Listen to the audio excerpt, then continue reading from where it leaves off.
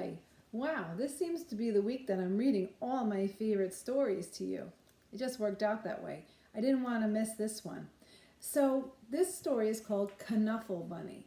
And this was a favorite story of my boys when they were little. We read it all the time. And I wanted to read it to you because the character in the story is a rabbit, right? And we're talking about rabbits this week. And I also talked to you, I think last week, about that books get awards. This is a Caldecott Honor Award for the illustrations in this book, because the illustrations in this book are really interesting, and we're going to talk about that. So this book is written by Mo Willems. Now, he illustrated it and he wrote the words. He's an author and an illustrator for this book. Mo Willems is a very famous author. You may know him. He writes all those pigeon books. Don't let the pigeon drive the bus. Don't let the pigeon have a hot dog, and all those stories, okay? So what I love about this book is the illustrations, because he painted these or drew these illustrations, but the backdrop, okay, the scenery in the background, okay, the setting is real photographs. So let's look at this and see how he did that, and let's listen to this really funny story. It's called Knuffle Bunny, a cautionary tale. So it's a story with a lesson, okay? Knuffle Bunny. So let's look at this picture. See? It's a real picture of the front of a building, most likely in New York City, right? That's the city. So the setting is the city, right? Not so long ago, before she could even speak, Trixie went on an errand with her daddy. Going on an errand means you're going to do something, like go to the store to buy something, or go drop off mail, or go to the bank. Trixie and her daddy went down the block and through the park. Down the block, through the park. Okay, what is Trixie holding in her hand? We call that her lovey, right? Her little stuffed animal. Past the school and into the laundromat. There's the school. And there's the laundromat. You see the background pictures are real. They're real photographs. Trixie helped her daddy put the laundry in the machine. She's so silly. There he is at the laundromat. If you live in an apartment and you don't have a place to do your laundry, you have to go to a place called a laundromat, and there's washing machines and dryers there that you can use. She even got to put the money in the machine. You have to pay for it. Okay? She got to put the money in the machine. See? Then they left. So I want you to look at this picture. So I always tell you that looking at the pictures in a book is really important. Can you look closely and see what's going on in that picture? What was Trixie holding the whole time that she's not holding anymore? Where do you think her lovey is? Uh-oh, look in the washing machine. It looks like she went in the washing machine. But a block later or so, Trixie realized something. Uh-oh, what did she realize? Trixie turned to her daddy and said, "Aggle, flaggle, clababble." "That's right," replied Daddy. "We're going home now." Remember, she can't talk. She talks baby talk. "Aggle, flabble, clabble," tried Trixie again.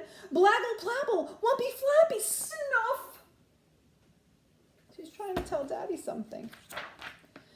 "Now, please don't get fussy," said her daddy. Well, she had no choice. Trixie began to cry. Wah! And then she went boneless. She did everything she could to show her daddy how unhappy she was.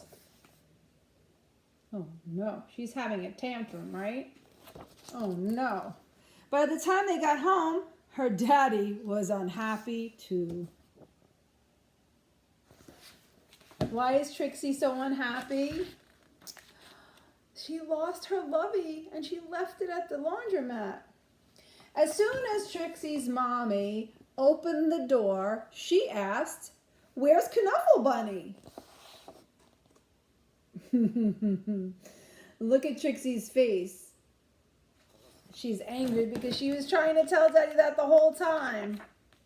the whole family ran down the block and they ran through the park. So there they are going down the block. And here they are running through the park. And you see the pictures are real in the background. They zoomed past the school and into the laundromat. There's the school, and there's the laundromat.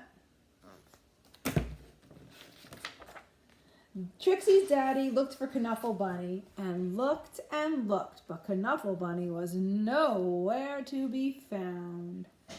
Oh, how does Trixie feel? She's upset. She's so sad. So Trixie's daddy decided to look harder. Until Knuffle Bunny! And those were the first words that Trixie ever said.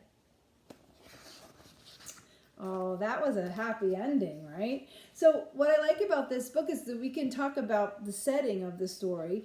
And the setting of the story, where do you think the setting is? The setting is where the story takes place, right? Where do you think the setting is here? Is it in the country or in the city? Yeah, it's in the city. And we know that because we saw the pictures and we saw the places that they were going. You know, a laundromat, a park, a school like that. They're all city places. So we know that the setting takes place in the city, right? Now we can also talk about, we always say that there's fiction stories, which is made up stories, and nonfiction, which is informational text that often has real photographs. So this is a tricky one. Do you think this is a made up fiction story or do you think it's a real informational text story?